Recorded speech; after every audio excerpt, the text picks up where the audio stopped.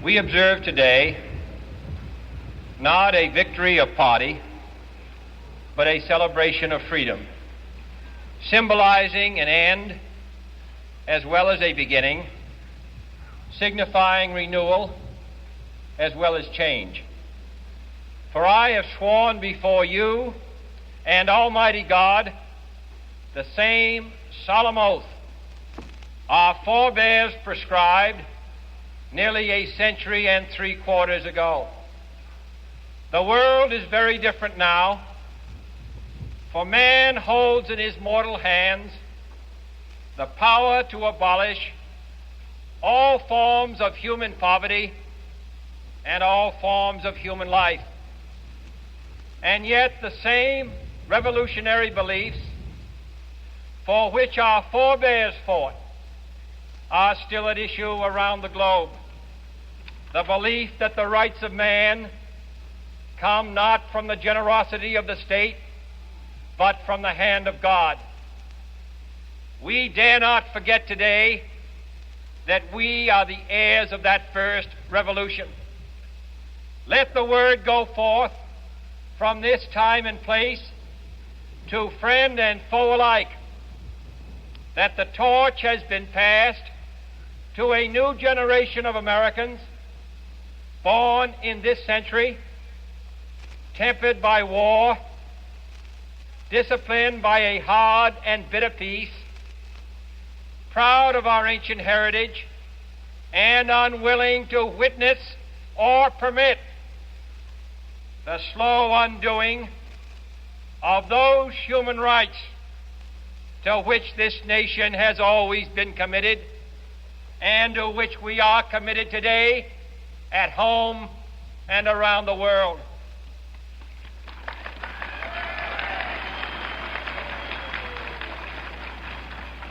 Let every nation know, whether it wishes us well or ill, that we shall pay any price, bear any burden, meet any hardship, support any friend, oppose any foe to assure the survival and the success of liberty.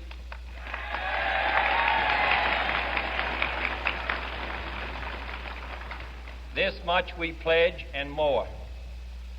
To those old allies whose cultural and spiritual origins we share, we pledge the loyalty of faithful friends. United, there is little we cannot do in a host of cooperative ventures. Divided, there is little we can do, for we dare not meet a powerful challenge at odds and split asunder. To those new states whom we welcome to the ranks of the free, we pledge our word that one form of colonial control shall not have passed away, merely to be replaced by a far more iron tyranny.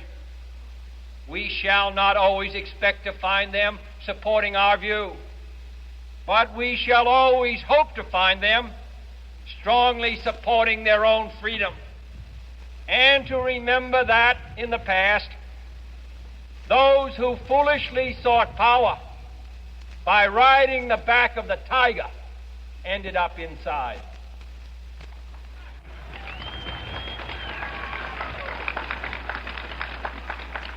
To those people in the huts and villages of half the globe struggling to break the bonds of mass misery, we pledge our best efforts to help them help themselves for whatever period is required, not because the communists may be doing it, not because we seek their votes, but because it is right.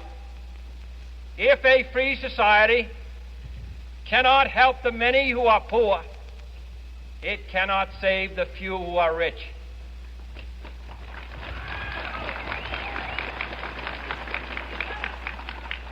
To our sister republics south of our border, we offer a special pledge to convert our good words into good deeds in a new alliance for progress, to assist free men and free governments in casting off the chains of poverty.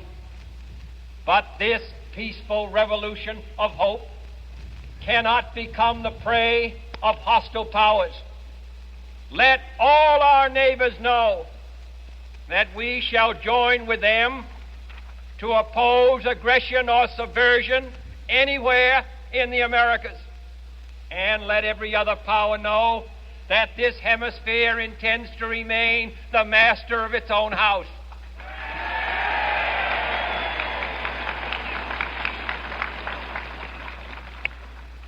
To that World Assembly of Sovereign States, the United Nations, our last best hope, in an age where the instruments of war have far outpaced the instruments of peace, we renew our pledge of support to prevent it from becoming merely a forum for invective, to strengthen its shield of the new and the weak, and to enlarge the area in which its writ may run.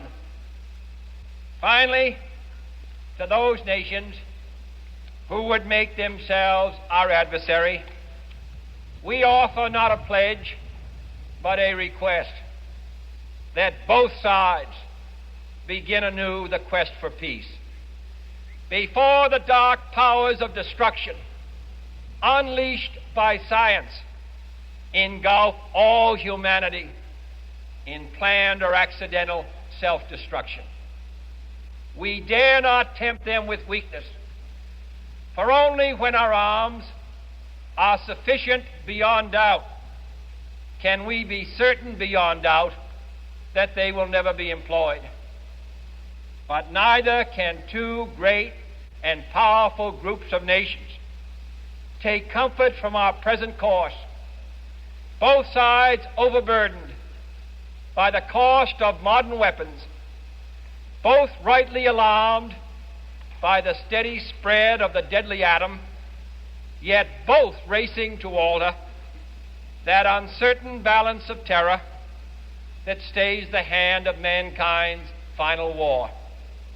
So let us begin anew, remembering on both sides that civility is not a sign of weakness, and sincerity is always subject to proof. Let us never negotiate out of fear, but let us never fear to negotiate.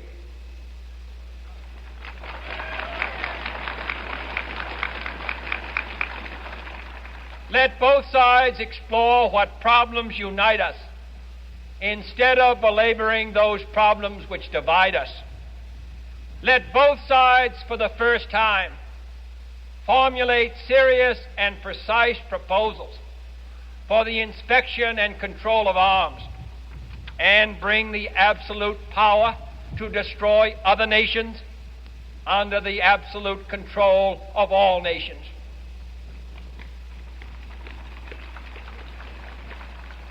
Let both sides seek to invoke the wonders of science instead of its terrors. Together, let us explore the stars, conquer the deserts, eradicate disease, tap the ocean depth, and encourage the arts and commerce. Let both sides unite to heed in all corners of the earth the command of Isaiah to undo the heavy burdens and let the oppressed go free. And if a beachhead of cooperation may push back the jungle of suspicion, let both sides join in creating a new endeavor, not a new balance of power, but a new world of law, where the strong are just and the weak secure and the peace preserved. All this will not be finished in the first 100 days, nor will it be finished in the first 1,000 days, nor in the life of this administration, nor even perhaps in our lifetime on this planet. But let us begin.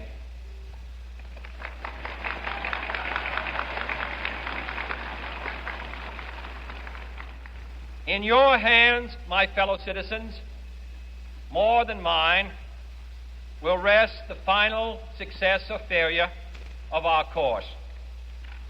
Since this country was founded, each generation of Americans has been summoned to give testimony to its national loyalty. The graves of young Americans who answered the call to service surround the globe. Now the trumpet summons us again, not as a call to bear arms, though arms we need, not as a call to battle, though in battle we are, but a call to bear the burden of a long twilight struggle, year in and year out, rejoicing in hope, patient in tribulation, a struggle against the common enemies of man, tyranny, poverty, disease, and war itself. Can we forge against these enemies a grand and global alliance, north and south, east and west, that can assure a more fruitful life for all mankind? Will you join in that historic effort?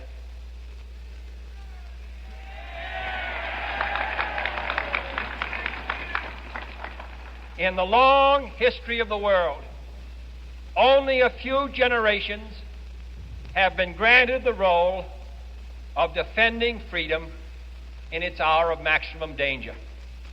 I do not shrink from this responsibility. I welcome it.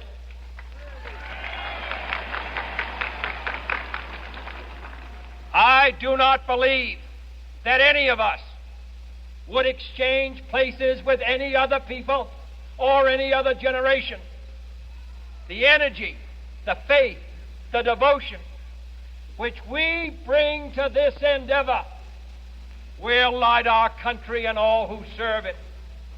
And the glow from that fire can truly light the world. And so, my fellow Americans, ask not what your country can do for you. Ask what you can do for your country.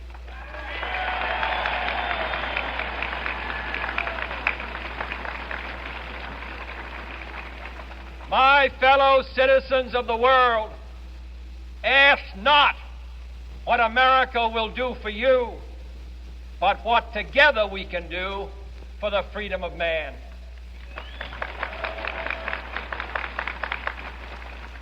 Finally, whether you are citizens of America or citizens of the world, ask of us here the same high standards of strength and sacrifice which we ask of you.